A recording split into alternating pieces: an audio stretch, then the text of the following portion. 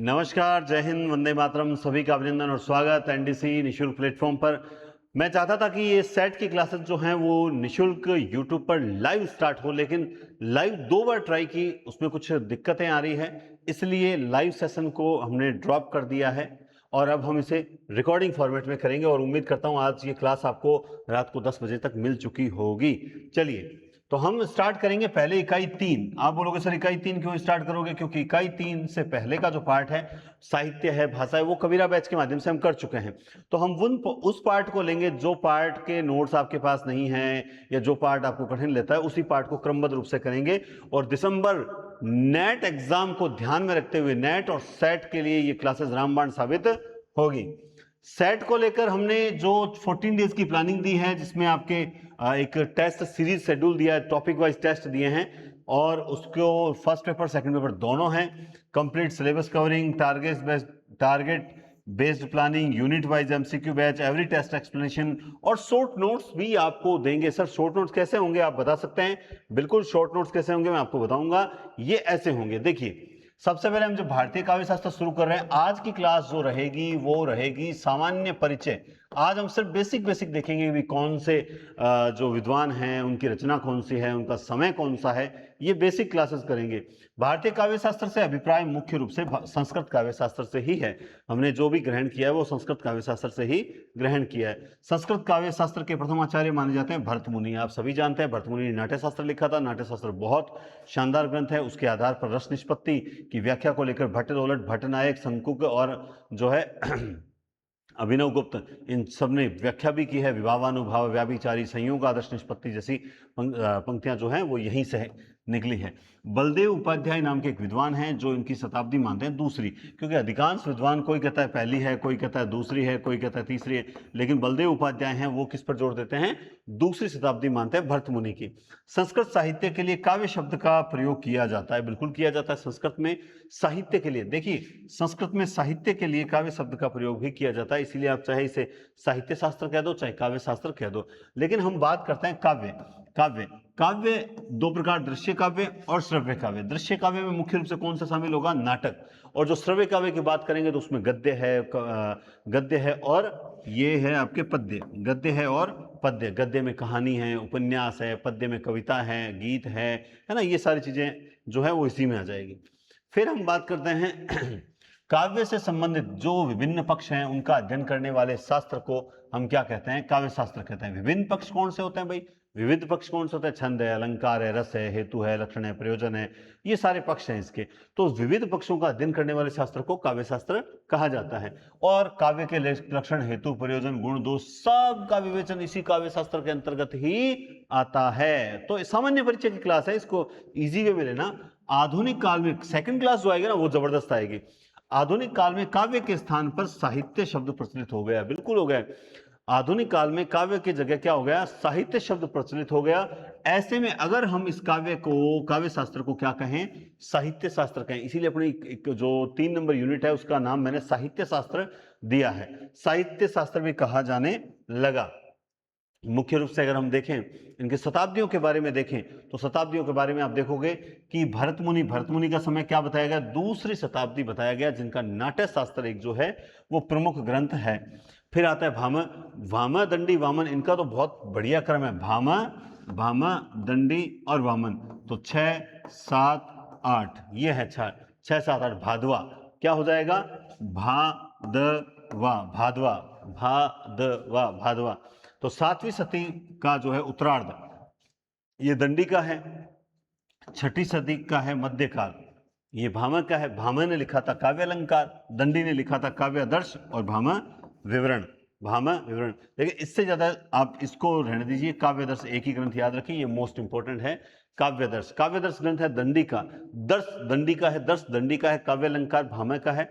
और वामन जो है 8वीं 9वीं मानी जाती है। वैसे 6ठी 7वीं 8वीं मानते हैं अधिकांश विद्वान। कुछ विद्वान अगर 9वीं बता देते हैं तो उसमें कोई दिक्कत वाली बात नहीं। काव्य अलंकार सूत्रवर्ती, देखिए भामा ने लिखा था काव्य अलंकार, लेकिन काव्य अलंकार सूत्रवर्ती जो है वो लिखा था वामन ने। किसने लिखा था? वामन ने लिखा था। आगे चलते हैं, नेक्स्ट कुछ विद्वान और भी हैं, जैसे श्री शंकुक हैं, आनंदवर्धन है, उद्भट है और रुद्रट है। ये चार जो विद्वान आपको देख रहे हो मेरे पीछे, शंकुक है, उद्भट है, आनंदवर्धन है और रुद्रट है, ये चारों विद्वान नवी नवी नवी नवी। तो ये यहाँ पे तो आप नवी नवी नवी नवी आपके माइंड में छप जानी चाहिए सारणी कि शंकुक का समय कितना है। शंकुक का समय है 9वीं शताब्दी, आनंदवर्धन न न न नवी है, उद्भट नवी है, रुद्रट नवी है। तो देखो ट है ना, और उद्भट रुद्रट, उद्भट और रुद्रट दोनों का नवी है। वहीं आनंदवर्धन का भी क्या है, नवी है। अब इनका जो ग्रंथ है मोस्टली शंकुक, भुवनाभ्युदय, भुवना अभ्युदय, ये ग्रंथ इनका माना जाता है। धवन्यालोक आनंदवर्धन का प्रसिद्ध ग्रंथ माना जाता है। उद्भट का काव्य अलंकार सार संग्रह है। काव्य अलंकार किसका, भामह का। काव्य अलंकार सूत्रवृत्ति किसका, वामन का। और काव्य अलंकार सार संग्रह जो है ये है उद्भट का। और रुद्रट ने सेम काव्य अलंकार नाम से जो है वो रचना लिखी थी। तो सामान्य परिचय क्लास में अक्सर हम क्या करते हैं, सीधा टॉपिक से स्टार्ट कर लेते हैं, जिससे हम कुछ बेसिक टर्म्स जो हमें पता होनी चाहिए, बेसिक ज्ञान है जो हमें पता होना चाहिए, इसीलिए मैंने एक छोटी सी आधे घंटे की क्लास ये ली है। संस्कृत के आचार्यों की अगर हम समृद्ध परंपरा में आगे की कड़ी देखें तो मुकुल भट्ट नाम से जो विद्वान आते हैं इनका समय भी नवी है। राजशेखर आते हैं, इनका भी नवी 10वीं है। भट्ट लोलट आते हैं जो हम रस निष्पत्ति में हम पढ़ते हैं, या फिर भट्ट नायक आते हैं, ये लगभग 9वीं शताब्दी के आसपास के हैं। मुकुल भट्ट और राजशेखर तो 9वीं 10वीं है। मुकुल भट्ट का ग्रंथ है अभिदावृति मातृका, ये ग्रंथ, और ये नेट की दृष्टि से, सेट की दृष्टि से इंपॉर्टेंट ग्रंथ है। राजशेखर का है काव्य मीमांसा, वेरी वेरी इंपॉर्टेंट है, राजशेखर का काव्य मीमांसा भी है, इंपॉर्टेंट है। भट्ट लोलट 9वीं शताब्दी का आरंभ, नाट्य शास्त्र की जो इन्होंने टीका लिखी थी, ये है भट्ट लोलट, 9वीं शती की का आरंभ है। भट्ट नायक है नवम का, यानी 9वीं शताब्दी का अंत और 10वीं का आरंभ, ये इन्होंने लिखी थी भट्ट नायक ने हृदय दर्पण। कौन सी लिखी थी, हृदय दर्पण। और धनंजय ने लिखा था 10 रूपक। धनंजय वही है ना बच्चे, वो एक पिक्चर है ना धमाल, धमाल में पूछता है कि कितने रुपए चाहिए, बोला 10 करोड़। तो वैसे ही धनंजय का क्या समय है, 10वीं शताब्दी है ना, कितने चाहिए, 10 करोड़। तो ये बात एकदम याद रखिएगा, क्लास सही चल रही है, कोई दिक्कत नहीं है इसमें, रिकॉर्डिंग में कोई दिक्कत नहीं है। तो भट्टनायक का 9वीं शताब्दी का अंत, 10वीं का आरंभ है। धनंजय का 10वीं शताब्दी है। राजशेखर का 9वीं 10वीं है। मुकुल भट्ट का ग्रंथ आपको विशेष याद रखना, अभिदावृति मातृका। फिर आगे चलते हैं, भट्टतोत का है 10वीं शताब्दी, इनका है काव्य कौतुक। ग्रंथ का नाम क्या है, काव्य कौतुक। ये कोई याद नहीं करना, ये आप जब डेली रूटीन में पढ़ते रहोगे तो ऑटोमेटिकली ये सामने आते रहेंगे, याद आता रहेगा। फिर अभिनव गुप्त, ये भी 10वीं 11वीं, इनका है तंत्रालोक। कुंतक हम जानते हैं वक्रोक्ति जीवितम है, जो हमारे फर्स्ट ग्रेड वगैरह जो शिक्षक भर्ती हैं उनमें क्लास लगती भी है। छेवेंद्र की बात करें, 11वीं सदी का उत्तरार्ध है। कवि कंठाभरण, क्या है, कवि कंठाभरण। मम्मट जो है वो है 11वीं सदी का उत्तरार्ध। मम्मट इन्होंने लिखा था काव्य प्रकाश, जो कि काफी प्रसिद्ध है। शेवेंद्र का कवि कंठाभरण प्रसिद्ध है। कुंतक का वक्रोक्ति जीवितम प्रसिद्ध है। लेकिन शेवेंद्र और मम्मट ये दोनों आ गए अब 11वीं शताब्दी में। ये किसमें आ गए, 11वीं शताब्दी में। जबकि आप भट्टतोत को ले लो, अभिनव गुप्त को ले लो, या फिर कुंतक को ले लो, ये 10वीं 11वीं शताब्दी है। धनंजय भी 10वीं 11वीं शताब्दी है। तो ये आपको याद हो गया। फिर उसके बाद चलते हैं भोजराज। भेजराज नहीं है ये है आपके भोजराज। भोजराज 11वीं शताब्दी के हैं ये भी, और इनका सरस्वती कंठाभरण जो है वो इंपॉर्टेंट है। श्रृंगार प्रकाश भी जो है वो इंपॉर्टेंट है। फिर है महिम भट्ट। महिम भट्ट की अगर मैं बात करें, व्यक्ति विवेक, क्या है, महिम भट्ट की है व्यक्ति विवेक। हेमचंद्र की है काव्यानुशासन, मोस्ट, ये तो हम हिंदी साहित्य में पढ़ते भी हैं, काव्यानुशासन इंपॉर्टेंट है। फिर है वेद व्यास, 12वीं सदी के निकट अग्नि पुराण, 12वीं सदी के निकट अग्नि पुराण। ठीक है, देखो बेसिक तरीके से याद करो। मैं फिर बोल रहा हूं कि आप सभी विद्यार्थी जिन्होंने भी ऑनलाइन फाउंडेशन बैच ज्वाइन किया है उसमें उनको बहुत कुछ सीखने को मिलेगा। प्लस फाउंडेशन में अभी शांति काल है भर्तियों का। आप एक छोटा सा सोच के देखिए, कई बार बच्चे सोचते हैं कि सिर्फ कोचिंग में लूट है। कुछ कोचिंग्स में लूट नहीं होती, ये मान के चलिए। अगर आप 12 महीने लाइब्रेरी ज्वाइन करते हैं, कितना रुपया लग जाता है? अगर हम 800 रुपये माने तो 12 8 96, 9,600। आपको ऑफलाइन टेस्ट ज्वाइन करनी है 2500 रुपये की, कितने लग गए? तो बोला सर ये तो हो गए 12,000 रुपये हो गए। अब आपको किताबें लानी है, लगभग 1500 रुपए की कितना हो गया? बोला सर ये तो हो गए 13 साढ़े 13,000 रुपए हो गए। अब आपको एक्स्ट्रा जो मान लो ऑनलाइन कोर्स लेना है, लाइब्रेरी में जाके बैठ के पढ़ना है, कितना लग जाता है? बोला 3-4 हज़ार रुपये 5,000 रुपये लग जाएगा। कितना? 18-20 हज़ार रुपये। वहीं जब आपको एक नाम मात्र फीस में आपको offline course plus online course plus offline test series plus online test series plus revision classes plus books जैसी बहुत सी सुविधा अगर एनडीसी प्लेटफॉर्म देता है तो ये सुविधा पूरे राजस्थान में कहीं नहीं मिलेगी। जिस भी बच्चे ने Hindi foundation board batch join कर रखा है या कर लिया है और वो इन फ्यूचर चाहता है कि सर मैं ऑफलाइन भी आना चाहता हूँ, मैंने एक बार ऑनलाइन कोर्स कर लिया, याद रखें वो आ सकता है, उसका अपना सेंटर है। हाँ, ऑनलाइन फीस है वो पूरी की पूरी माफ कर दी जाएगी, यानी अगर फीस 10,000 है तो उसमें से सीधे 5 माइनस 15,000 है तो 5 माइनस सिर्फ 10, उसमें सुविधाएं वो सारी मिलेगी जो मैंने आपको बताई। तो कुछ बैचेस सिर्फ और सिर्फ एक सब्जेक्ट की नींव तैयार करने के लिए जो है वो लगाए जाते हैं और हिंदी फाउंडेशन बैच बहुत बेस्ट चल रहा है। हालांकि बच्चे रीट मेंस में बहुत आ रहे हैं, लेकिन मैं यही कहूंगा फाउंडेशन बेस्ट चॉइस है अगले 1 साल के लिए। मानो तो मां गंगा, न मानो तो बहता पानी। वाग्भट प्रथम की बात करूं, ये 12वीं शती का पूर्वार्ध है। इन्होंने लिखा था वाग भटा अलंकार, तो ये तो वैसे ही पहचान में आ जाएगा। रामचंद्र गुणचंद्र की बात करूं तो इन्होंने 12वीं शती का पूर्वार्ध है। इनका नाट्य दर्पण है। अब आप बोलोगे सर ये ऐसी कैसी रचनाएं हैं? अरे बेटा तू अब की बार तू भूल चुका है, तू सेकंड ईयर फर्स्ट ईयर की तैयारी नहीं कर रहा, तू नेट सेट की कर रहा है। और जब नेट सेट की कर रहा है तो तुम्हें रामचंद्र और गुणचंद्र दोनों पढ़ने पड़ेंगे। रामचंद्र गुणचंद्र की रचना जो है वो नाट्य दर्पण, नाट्य शास्त्र अलग है, नाट्य दर्पण अलग है। रुय्यक जिनका समय भी बहुत कीमती है, 12वीं शताब्दी समय है इनका। रुय्यक, इनका अलंकार सर्वस्व है, मोस्ट इंपॉर्टेंट। साहित्य मीमांसा है मोस्ट इंपॉर्टेंट। तो रुय्यक के ग्रंथों को विशेष याद रखें। रुय्यक तो खुद कहता है 2 में है, यानी 12 में है, 12वीं शताब्दी का मध्यकाल है।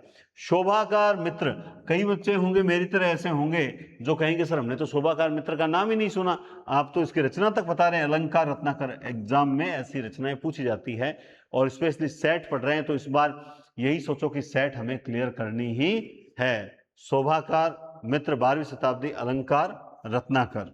ठीक है, नेक्स्ट अमरचंद की बात करते हैं, 12वीं शती का मध्यकाल। अमरचंद की बात करते हैं 12वीं शती का मध्यकाल।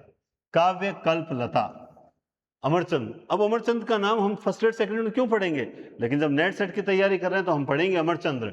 अमरचंद्र है जिनकी है काव्य कल्पलता, बहुत बढ़िया रचना है काव्य कल्पलता। शारदा तनय की बात करूं मैं, ये आते हैं शारदा तनय। तनय तो त 13 में आए थे, तनय तो 13 में आए थे। जयदेव त थ द 13 में आए थे। विद्याधर त थ द द, तो त थ द ध, ये सारे के सारे त वर्ण पूरे 13 में है, आप देख सकते हैं। ठीक है, तो शारदा तनय, जयदेव और विद्याधर ये तीनों के तीनों 13वीं शताब्दी में आते हैं। तनय भाव प्रकाशन है, जयदेव का चंद्रालोक है, और एकावली विद्याधर ने जो रचना लिखी थी उसका शीर्षक था एकावली। क्या शीर्षक था? एकावली। फिर उसके बाद में देखते हैं विद्यानाथ का। विद्याधर अलग था, वो 13 में था, विद्यानाथ आ गया तो ये आ गया 14वीं शताब्दी में। भानुदत्त मिश्र तो वो मोस्ट इंपॉर्टेंट है, लेकिन उससे पहले विद्यानाथ का जो प्रताप रुद्र यशोभूषण। सर इतनी रचनाएं हो गई, हम कैसे याद करें? जरूरी थोड़ी है याद करना, आप रिलैक्स रहो, आप रीडिंग लगाओ, जितनी याद हुई नाया सो पुण्य, जितना नहाए उतना पुण्य है। बस सिंपल सा लॉजिक है, एक साथ में याद करने का प्रयास मत करो। तो भानुदत्त मिश्र की रसमंजरी ये तो याद है क्योंकि ये तो प्रसिद्ध भी है, अमृति काल में भी पढ़ेंगे। भानुदत्त मिश्र रसमंजरी और रस तरंगिणी दोनों की दोनों रचनाएं, जैसे रुय्यक की इंपॉर्टेंट थी, जैसे मम्मट की इंपॉर्टेंट है, भामा की इंपॉर्टेंट है, वामन की इंपॉर्टेंट है, वैसे ही भानुदत्त मिश्र की जो है वो भी 13वीं-14वीं शताब्दी में रसमंजरी रस तरंगिणी मोस्ट इंपॉर्टेंट रचनाओं में से एक है। विश्वेश्वर कविचंद्र हैं 14वीं शताब्दी में, चमत्कार चंद्रिका कोई खास नहीं है। और विश्वनाथ रमणीयाट प्रतिपादिका शब्दम काव्यम, ये इसकी है या फिर वाक्य रसात्मक काव्यम? अरे नहीं सर, वाक्य रसात्मक काव्यम विश्वनाथ की है और रमणीयाट प्रतिपादिका शब्दम काव्यम जो है वो जगन्नाथ की है। ठीक है, तो खैर विश्वनाथ पढ़ते हैं हम। साहित्य दर्पण विश्वनाथ की कौन सी रचना है? 14वीं शताब्दी के हैं और साहित्य दर्पण रचना इन्होंने लिखी थी। विश्वनाथ ने साहित्य दर्पण रचना लिखी थी। बात करें अगर हम रूप गोस्वामी, रूप गोस्वामी का है 16वीं शती का उत्तरार्ध, और रूप गोस्वामी मोस्ट इंपॉर्टेंट में शामिल होते हैं। भानुदत्त मिश्र भी शामिल होते हैं। रूप गोस्वामी की है उज्ज्वल नीलमणि और ये दोनों नेट की फेवरेट रचनाओं में से एक हैं। 16वीं शती का पूर्वार्ध है। उज्ज्वल नीलमणि और भक्ति रसामृत सिंधु, भक्ति रसामृत सिंधु, ये दोनों जरूर याद रखें।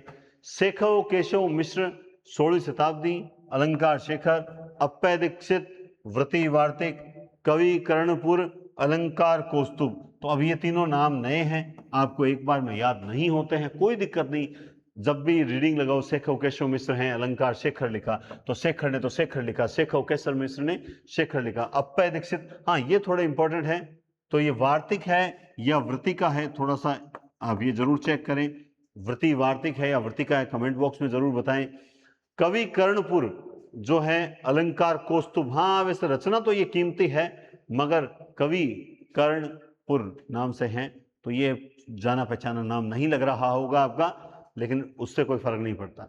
फिर आते हैं पंडित जगन्नाथ, 17वीं शताब्दी का मध्य भाग, रस गंगाधर लिखते हैं, मोस्ट इंपॉर्टेंट है ये भी, रमणीयार्थ प्रतिपादिका शब्दम काव्यम है ना जगन्नाथ। और अकबर शाह 18वीं शताब्दी में आते हैं जो अलंकार कौस्तुभ लिखते हैं। यही बात मैंने क्या कहा था, रचना सुनी सुनाई लग रही थी, क्योंकि पढ़ी हुई चीज आदमी कहता है ना हम भूल जाते हैं, भूलता कोई नहीं है, क्योंकि हमें हमारे बचपन की बातें जब याद रह जाती है तो रचनाएं कैसे याद नहीं होगी, वो ये है स्लिप ऑफ माइंड हो जाती है। तो अकबर शाह की है अलंकार कौस्तुभ। इसके अलावा सत्यदेव चौधरी, आप जानते हैं उन्होंने उद्भट को पहले इनका स्थान माना है, उद्भट के पहले इनका स्थान माना है। बलदेव उपाध्याय और गणेश त्र्यंबक की मान्यता भी यही है। चलो ये तो कोई दिक्कत नहीं। अब कुछ विशेष, हाँ ऑफलाइन बैच बीकानेर में जो है वो आज 6 अगस्त है, और कुदरती आज से ही हमने ये सेट की क्लासेस प्रारंभ की है। 6 अगस्त से प्रारंभ हो चुका है और अच्छी संख्या, एक शांति काल में सोचा था कि भाई बच्चे कहीं कम ना आए, लेकिन बच्चों ने बहुत जिज्ञासा दिखाई और उन्हें सेमिनार से ये समझ में आया कि नहीं, हमारे लिए अगले 6 महीने बहुत महत्वपूर्ण है, हम सब्जेक्ट को स्ट्रॉन्ग करेंगे और हम करवाएंगे सब्जेक्ट को स्ट्रॉन्ग। आज जिन्होंने ऑनलाइन क्लास ली है, हमने इस बार साहित्य अलग तरीके से पढ़ा है, व्याकरण भी बहुत अलग तरीके से पढ़ रहे हैं, ये बहुत बड़ी बात है। हिंदी फाउंडेशन बैच जो ऑनलाइन भी स्टार्ट हो चुका है, ऑफलाइन भी स्टार्ट हो चुका है। अब बात आती है सर, ये जो बैच है स्कूल व्याख्याता हिंदी, सेकंड ग्रेड हिंदी, है ना, ये सारे बैचेस जो फाउंडेशन कर रहा है ना, उसको इनको अलग अलग लेने की जरूरत नहीं। फिर भी कुछ बच्चे चाहते हैं नहीं सर हमारा तो टारगेट जो है वो स्कूल व्याख्याता है, हमारा टारगेट सेकंड ग्रेड है। याद रखें, कोई सा भी कोर्स दो, वैलिडिटी आपकी इस बार 2 साल तक रहेगी, 2 साल तक आप मस्त रहो, फ्री माइंड रहो। उसके अलावा चाहे उत्तर प्रदेश टीजीटी पीजीटी है, पंजाब मास्टर कैडर है, बिहार टीजीटी पीजीटी है, डीएसएसबी है, ईएमआरएस है, एनवीएस है, ये सारे कोर्सेज लॉन्च किए जा चुके हैं, इनमें क्लासेज आनी प्रारंभ हो चुकी है और आप लोग अपनी तैयारी को मजबूत कर सकते हैं। चलिए, अभिनव गुप्त ने 4 ग्रंथों की रचना की, इनमें से 3 ग्रंथ तो टीका के रूप में रचित हैं, हम ये जानते हैं। जैसे अभिनव गुप्त ने नाट्य शास्त्र पर टीका लिखी थी, अभिनव भारती, टीका का शीर्षक क्या था, अभिनव भारती। अभिनव भारती किसकी है, अभिनव गुप्त की। इन्होंने आनंदवर्धन के धवन्यालोक पर टीका लिखी थी, धवन्यालोक लोचन किसकी है, अभिनव गुप्त की है। और काव्य कौतुब, काव्य कौतुक जो है ये भट्टतोत की है, काव्य कौतुक विवरण, काव्य कौतुक विवरण ये किसकी है, तो ये है आपके भट्टतोत की है, किसकी है, भट्टतोत की। ठीक है, तो नाट्य शास्त्र, धवन्यालोक और काव्य कौतुक भट्टतोत, इन तीनों पर जो ये 3 ग्रंथ हैं, ये तीनों के तीनों महत्वपूर्ण हैं और ये अभिनव गुप्त के से संबंधित हैं। अब बात करते हैं इसके बाद में जो संप्रदायों की बात करें, सबसे पहले संप्रदाय, रस संप्रदाय का प्रवर्तक कौन है, तो ध्यान रखें नाट्यशास्त्र के माध्यम से भरत मुनि ने रस संप्रदाय का प्रवर्तन किया था। और रस पर अन्य किन विद्वानों ने लिखा तो या फिर उसकी व्याख्या की, तो भट्ट लोलट है, शंकुक है, भट्टनायक है, आप इन सभी को जानते हैं। इसके अलावा रामचंद्र गुणचंद्र है, शारदातन है, विश्वनाथ, ये सारे के सारे जो हैं वो रस संप्रदाय से संबंधित हैं। चलिए, अलंकार संप्रदाय के जनक हैं अपने भामह, और भामह, दंडी, उद्भट, रुद्रट, ये सारे के सारे जो हैं वो अलंकार से संबंधित। ध्वनि संप्रदाय के प्रवर्तक आनंदवर्धन है, अभिनव गुप्त। हाँ, ये बहुत अच्छा प्रश्न है। अभिनव गुप्त जो है आप इसे रस संप्रदाय में शामिल ना करें, इनको आप ध्वनि संप्रदाय से संबंधित रखें। मम्मट, रुयक, विद्याधर, जगन्नाथ, ये जो हैं ये सारे ध्वनि संप्रदाय से संबंधित है, जिसमें जगन्नाथ भी एक याद रखने लायक बात है और एक मम्मट, ये दोनों जो हैं वो ध्वनि संप्रदाय से संबंधित में आते हैं। इसके अलावा वक्रोक्ति से संबंधित कुंतक हैं, औचित्य से संबंधित जो हैं वो क्षेमेंद्र हैं। तो कौन सा किस संप्रदाय का प्रवर्तक है कौन। इसके अलावा ये भी चीज कई बार पूछ ली जाती है कि ध्वनि के समर्थक तो कौन कौन है, वो तो आपको पता लग गया, अभिनव गुप्ता है, मम्मट है, रुयक है, विद्याधर, जगन्नाथ।